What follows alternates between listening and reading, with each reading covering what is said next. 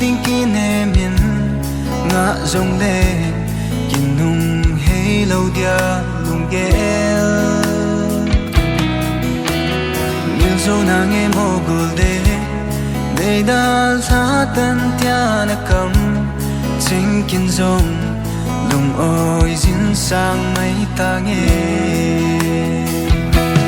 yên lung say dính dòng lấy cô lâu ấy đi khi ngày nào chưa đi nhìn căn ôm bôi cặp hal thấy gì bôi nắng lâu về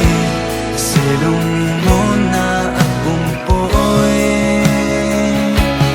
nắng lâu về sẽ lung môn na căn này bôi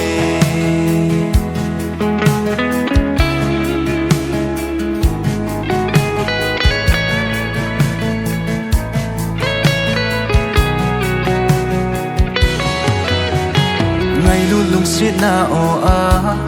gen thế hin khui da la pu nghe tia na se tun pa bang nghi na mol tai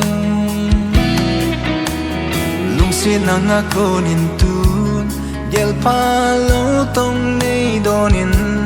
nang ding ni to ni lep bang bet ka hi yên lung say dính dòng lấy cô lâu ấy đi khi ngày nào chưa đi nhìn căn ôm bôi cặp hal thấy gì bôi nắng lâu về sẽ lung môn na bôi nắng lâu về sẽ lung môn na căn này bôi gần cô bay bằng á lấy kim bồ này cả lung sẽ sai tia khót tô na nêu khát bé mấy hi lệ chung nông lại đầm nan thế lung lại dòng đầm nan thế lại dòng đầm